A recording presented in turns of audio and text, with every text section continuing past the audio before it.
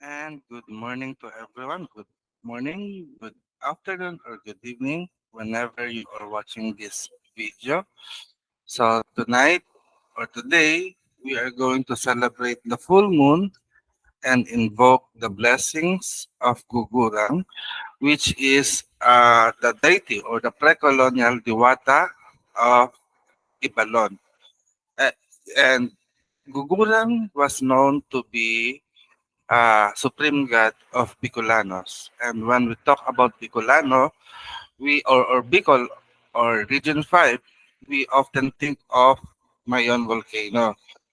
So today, we are going to present to you, introduce to you the pre-colonial Diwata or pre-colonial god of the Bicolano people, and that is Gugurang. But right now, if we talk about Bicolano, no, we often hear or know that there is a Catholic goddess that prevails their devotion, and that is Our Lady of Peñafrancia in Spain. No? So Our Lady of Peñafrancia was brought in the Philippines and seated on the throne in the Bicol area.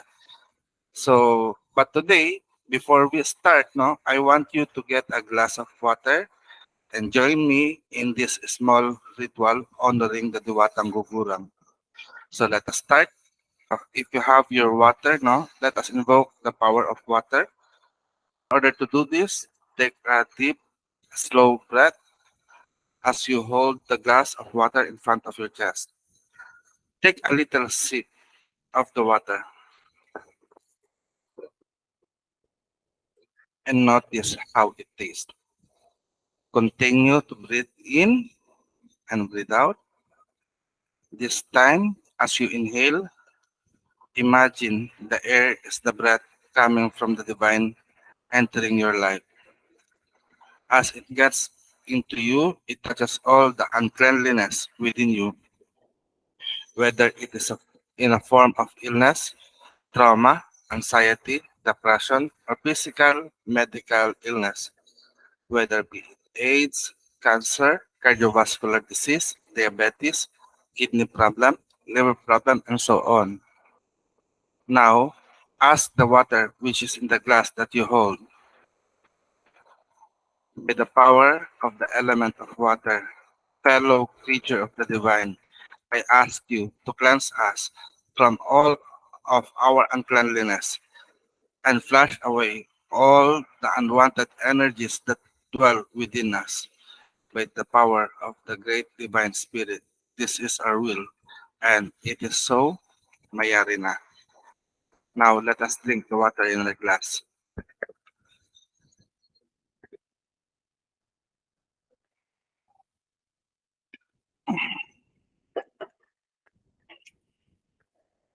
By the great power that create us, we thank you, water, for your wonderful work. We recognize all the taste that you have told me and acknowledge it to be part of my life. Now we thank you for the wonderful work and dismissing all the negative energies that dwells or envelop my life.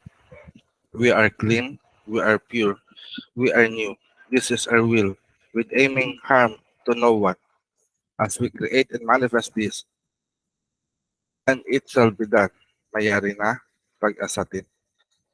Now, let us pray the agamic invocation that I wrote in 2004 as an inspiration in establishing the shrine of Luntiang Agama. So let us pray. Glory and honor to the great power that creates us and to the whole universe. O great divine spirit, the creator, the protector, and the almighty, plant in us, your children, the seed of love that will bring peace to all mankind. That peace, when it grows, will transcend all understanding, that will guard our hearts and our mind in you. Let that understanding grow and branch forth in us with knowledge, the knowledge of truth, reverence, and true humility to all beings, seen and unseen. May you allow that knowledge to bud for us with a flower of wisdom, a wisdom that will guide us in our daily life in this plane of existence.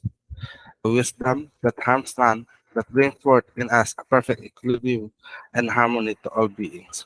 so that in the end we may enjoy our life fulfilled and will taste the fruit of the labor of your love in us, which is enlightenment. May the blessings of the Great Divine Spirit always shine on us in love and on light. Mayari na. So in every ritual within the shrine, we strengthen our dedication in serving the Diwata, Anito, and Encanto through our oath. So together, let us declare our dedication of service to the glory and honor of the great divinity that is within us. I am Alunti Angagama, child of the Blessed Circle. I am a vessel of the secret knowledge, mysteries, and wonders. My powers are knowledge and wisdom that I will carefully keep and will serve it only to the great benefit of all. Through it, I can lean on in times of needs. Even in times of great sorrow, knowledge and wisdom will comfort me and give me great joy. Power will strengthen when wisdom grows, and ignorance is the result of for the negligent. The devotion of Luntiang Agama, we must add more value into it because the manifestation of our desire and wishes, so as the blessings of power, will we truly receive. The Blessed Circle is the home of Luntiang Agama. This is why my life is blessed because I am Luntiang Agama. Now, let us call on the element of fire by radiating its light into us to remind us always of our dedication to the great power. Eternal flame, light from above, enter here to your holy shrine as we call upon you. Eternal flame, may your brilliant light shine in our life from now and forevermore. Eternal flame, light from our ancestors, may your guidance and grace be with us now and always. Mayari na. Now we have invoked the great light of, of the divine. Let me share to you now the messages of the great Diwatang Gugurang as we invite him to guide us last new moon. So in every full moon, we are going to honor a new Diwata, and this time we are honoring the Diwatang Gugurang. So I hope that everyone is doing well. So I just want to share our topic for today, and we are going to discuss about we are presenting here the Bicolano, which is in Region 5, and their indigenous faith. So let us get to know the indigenous faith of our Bicolano brothers. No? So we can see that Bicol region was known as Ibalon, variously interpreted to derive from Ibalyo, which means to bring to the other side, and Ibalon means people from the other side or people who are hospitable and give visitors gifts to bring home. So Bicol is an administrative region in the Philippines which is known as Bicolandia, which is composed of the provinces of Albay, Camarines Norte, Camarines Sur, Sorsogon, Catanduanes, and Masbate. So in this place, we can see the beautiful, majestic Mayon volcano, which was considered to be a perfect cone or the most perfect cone among the rest. No, so before it was known as Bicol, no, they know that this place was called as Ibalon. No, so this name have come from a three epic that tell the greatness of the Bicolano people, and that is through the stories of Batlog, Hangyong, and Bantong. So now I am going to share some of the epic, no?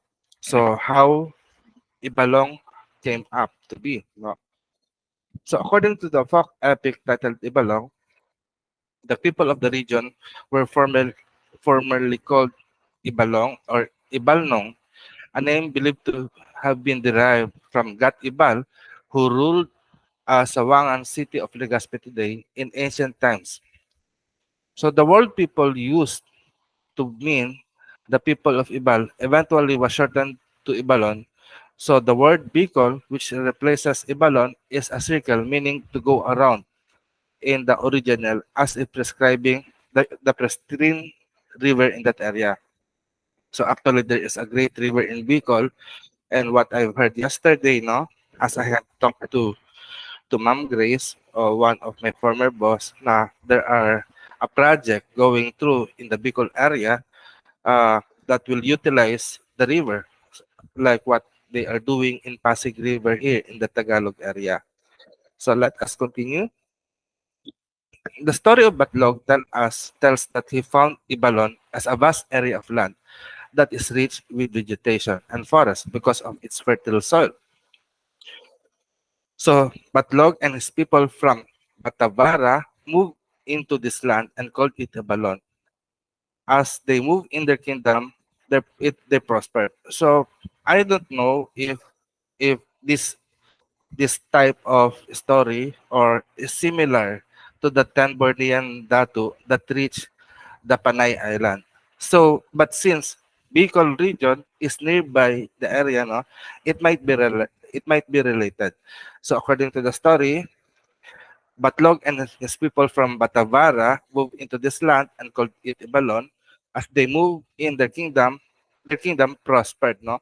So, it was through the people of Batlog when they called it Ibalon, the land get prospered. But when it prospered, evil mystical creatures have seen Ibalon have went to Ibalon and they attacked them to grab their possession through the giant man-eating wild boar. No, so it was known na parang we might relate this na so whenever there is prosperity in us, there will people will be jealous and will try to attack us.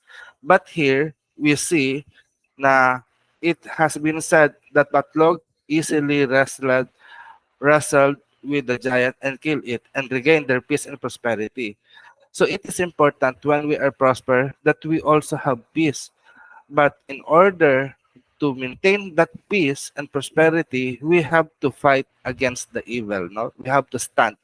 And here it has been described that Batlog wrestled. No, so after that, no, soon huge water buffalo or carabao, winged shark, giant crocodiles, and crazy-looking creatures line up to siege Ibalon. But at this time, no, parang Batlog is getting old and getting weak. That's why Batlog easily managed the fight and won each battle. But through age, he was evenly caught up. So parang natalo siya. After Batlog came Handyong, a violent warrior came to rescue Batlog and fiercely defeated the master, sieging Ibalon and regained peace and prosperity in the land.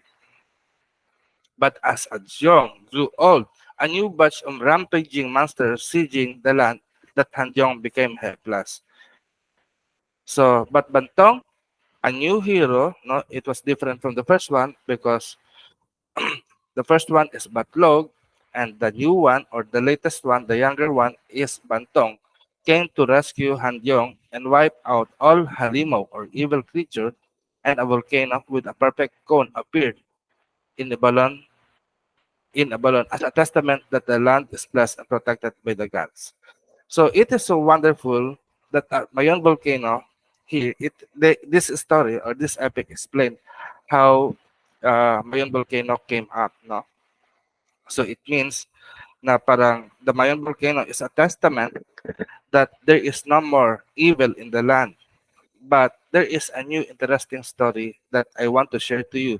So here we see a fight against good versus evil in maintaining prosperity, and as a testament that the land has been cleared up from infestation of evil spirits, a volcano have came out. May volcano have came out. But there is another story, which is a romantic story that told about how Mayon volcano came up. So we have written here there is another story on how Mayon volcano came out, which is a love story of the legendary couple named Panganoron and Magayon, or Daragang Magayon, no? So Daragang Magayon, which means lovely one, is the daughter of Datu Makusog, the strong one, which is the chief of Ibalon. One day, Daragang Magayan strolled near the river. While crossing the river, she stumbled on a rock and fell quickly into the water. She was swiftly swept downstream by the current. She said, help me, she cried. Fortunately, her cries were heard by Panganoron, or Pangaronon, no? The proud one, and his bodyguard, Amihan, the cold one. Pangaronon jumped into the river and saved Daragang Magayon. While doing that, Dalagang Magayon said, thank you for risking your life to save me. She cried, how can I repay you? My father is the chief of our tribe. Surely he will reward your heroism, whatever it takes. But immediately captivated, Pangaronon realized that he had finally met the perfect woman for him. At the same time, Dalagang Magayon was instantly attracted to him. Panganoron asked Makusog permission to marry Dalagang Magayon, but Makusog could not permit them to marry. The tribal law forbade marriage outside the clan. As a tribe leader, he had to enforce the law, yet as a father, he wanted to make his daughter happy. Meanwhile, Patuga, the eruptive one, learned about Pangaronon's intention. Patuga was the most ardent suitor of Dalagang Magayon. For years, he had been convincing her to marry him, but to no avail. One night, Patuga and his cohort kidnapped Makusog. Then he sent word to Dalagang Magayon that her father would die um, if she did not marry him. Without a choice, she ascended only. Then Din Patuga released Makusog. Soon, Patuga and Dalagang Magayon were wed. But in the midst of the merrymaking, pandemonium broke out. When Pangaronon and his men arrived, fighting ensued between the two tribes. In a few minutes, Panganoron fatally struck Patuga. However, during the skirmish, a poisoned arrow shot from nowhere fell on Dalagang Magayon's breast. So Pangaronon rushed to her aid, and as she kneeled over the dying Dalagang Magayon, an enemy hacked his head off.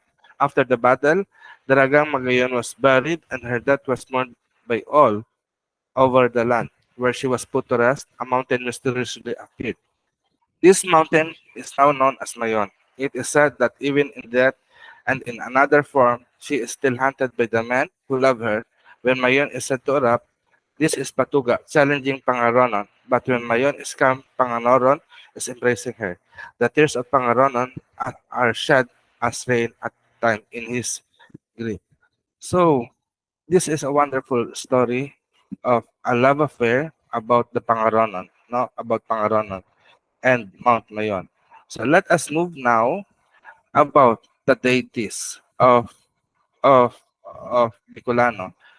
So here we have seen that Gugurang, the most powerful among gods, a ruler of heaven and the supreme Dewata.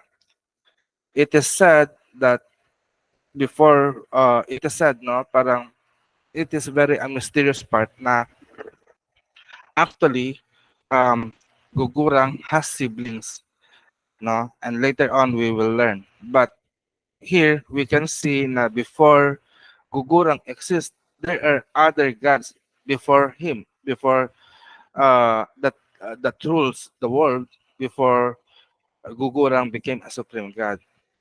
So let us know first his origin.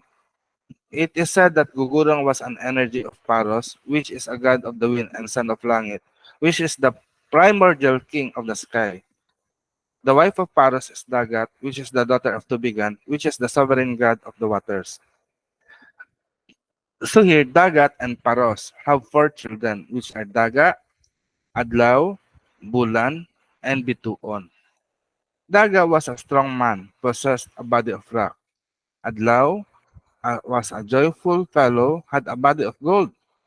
Bulan was a copper-made man and weakling, and Bituon, a beautiful maiden made of pure silver. So Paros was a divine embodiment of the wind, ever-changing, arrogant, and polygamous. Until he was bested by Dagat, he fell in love with her and changed his old ways. They ruled over the sky and the seas.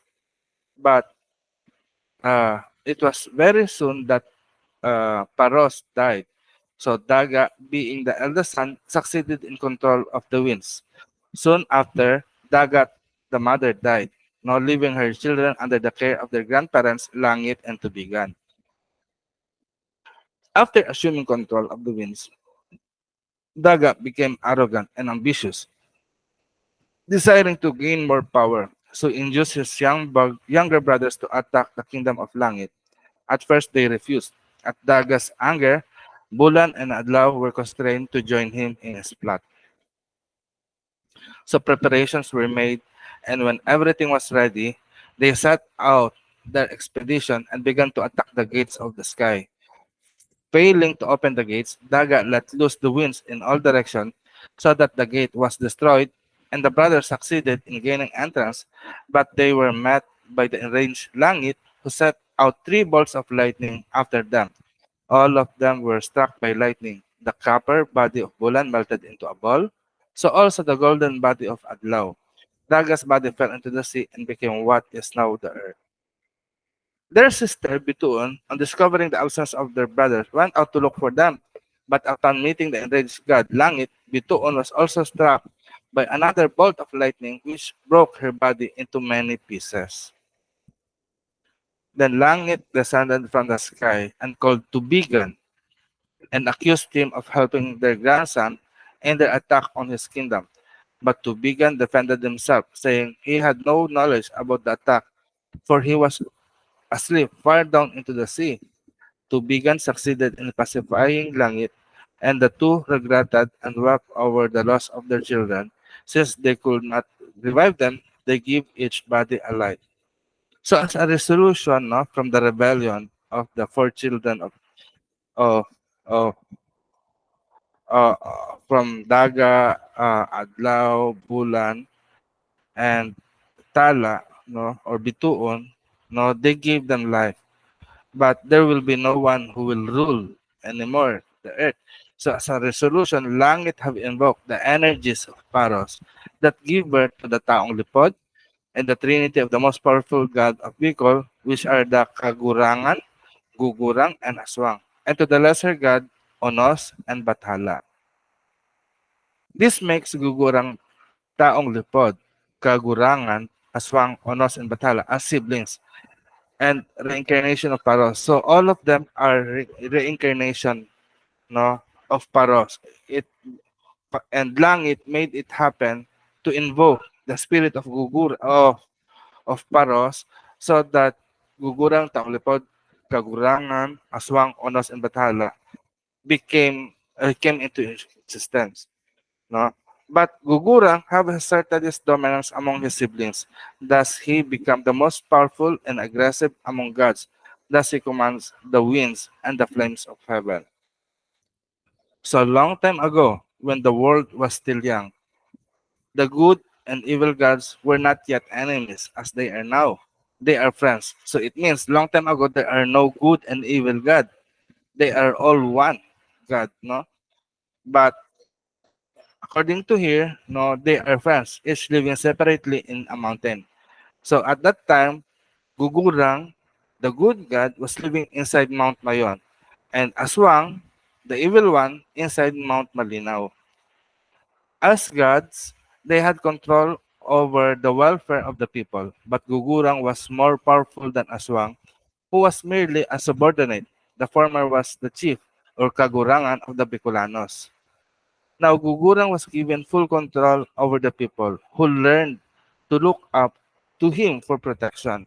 So, whenever the people disobeyed his order or wishes, he would cause the pit of Mayon to rumble terribly. The people in that time took this as a sign of warning and accordingly mended their foul ways because of their sins were beyond forgiveness. Gugurang would make the volcano erupt to wipe out the sinners. So, gugurang is the symbol of the good or ang mga marhay, ready to punish the bad or the maraot. When the people saw fire, kalayo, flowing out of crater of Mayon, they would grow afraid. They would offer a sacrifice to him to appease his wrath. A balyana or bailan or priestess officiated the ceremony. Always when they committed wrong, there would be a loud moaning of the earth, followed by the eruption of fire and lava.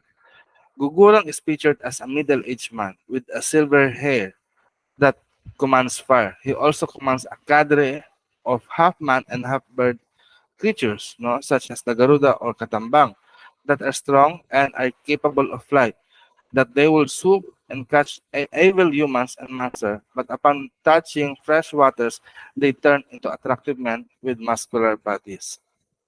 So Gugurang's fire was both symbolic and literal. It is believed to be the flame that keep Mount Mayon and the whole of Ibalong warm and sunny. It is also believed that the fire of Gugurang is the knowledge of the gods and is power. According to legend, Aswang once tried to steal Gugurang's fire and send lava to Ibalong. Gugurang punished Aswang, placing him under Mount Malinaw. Whenever the people disobeyed his orders or wishes, he would cause the pit of Mayon volcano to rumble terribly. The people in the people in time took this as a sign of warning and accordingly mended their foul ways, or if their sins were beyond forgiveness, Gugurang would make the volcano erupt to wipe out the sinners. Gugurang then became the symbol of the good or ang marayhay, ready to punish the bad and maraon. When people saw fire flowing out of the crater of Mayon, they would grow afraid. They would then offer a sacrifice to him to appease him, his wrath. The Balyana priestess appreciated the ceremony. Always when they committed wrong, there will be a loud moaning of the earth followed by an eruption of fire and lava. So now, Aswang had no fire in his abode inside Mount Malinaw in the north of Albay. He wanted to be powerful as Gugurang. At least, if the people aroused his wrath, he wanted to subdue them by fire or rumbling in Mount Malinaw. This was still Huldan. He entered Gugurang. He entreated Gugurang to give him some fire, but Gugurang emphatically refused. Angered, he determined to oppose every move of Gugurang. He gathered around him evil counselors, his masters and evil spirits, whom he sent to earth to turn to the people to evil ways. After that, there was much immorality, lawlessness, and crime. Gugurang in no time found out that it was Aswang who was causing all of this. Aswang sent his master, his legions of Aswang. He sent pestilence to the colonies, and for a moment, the people turned into the omnipotent for the protection. Gugurang asked them for another atang or sacrifice and warned them to follow his commandments strictly or be exterminated by floods and or eruption. Against Aswang himself, Gugurang was powerless to do anything.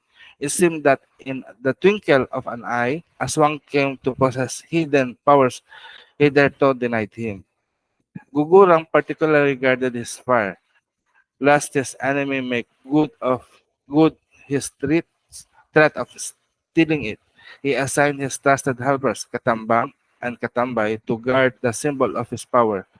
He was afraid, besides that, if the fire were to go out of its confinement, the world will be consumed in a mighty conflagration. Gugurang went to the colonies and summoned his winged guardians, cadre of half-man and half-bird creatures of the Garuda that are strong and are capable of flight, that they will swoop and catch evil human monsters, but upon touching fresh waters, they turn into attractive men with muscular bodies. Now, Aswang turned himself into Yasaw. So nobody minded the Yasaw because everyone know they were harmless creatures. Aswang was able to enter and locate the guarded object, and with many guiles and wiles, he bribed the guards with gold, or bulawan. The temptation was too sweet to be denied. Hence, Aswang obtained possession of Gugurang's fire, putting it inside a coconut shell. He started with it. Gugurang, in his throne, suddenly noticed that everything around him turned black, and that there were cries in the bowels of the volcano, but outside the world was on fire. Every colony that Aswang passed caught fire, and with this he flew into the air, pursuing the thief, while terror reigned among the people who were powerless against the conflagration. Gugurang and Aswang raced for supremacy. Gugurang must get the fire back, or else he will be left without any power at all. The air grew hot, but still they went madly on. Aswang was nearing his seat, and if he could get there before Gugurang, Aswang braced up for the last stride, and just as he was about to descend Mount Malinaw, Gugurang caught up with him. Gugurang snatched the fire from the yasang, or Aswang in disguise. So Gugurang on reaching Mount Malinaw, on Mount Mayon, returned the fire to its place, and everything was bright again inside. Now, before doing anything else, he set about stopping the conflagration. He bade the waters or kalangitan to rain continuously, and there was rain, and the big fire was under control. The people at once offered atang because they were convinced it was Gugurong who had caused the fire because of their wickedness. Then Gugurong punished the guards by chaining them to the precipice. Then, for his revenge on Aswang, he ordered lightning or linti and thunder, the lugdog, to strike hard against Mount Malinaw that was defying him. Aswang attempted to bribe Linti and the lugdog. He almost succeeded in tempting them with power and alliance, but they feared Gugurang more, so they strike Mount Malinaw with their power until it was half its size, entombing Aswang inside. So this is the story of of of Mount Mayon, the struggle of power between Aswang and Gugurang, no? Aswang and Gugurang. So what I am realizing in this story of Aswang, no?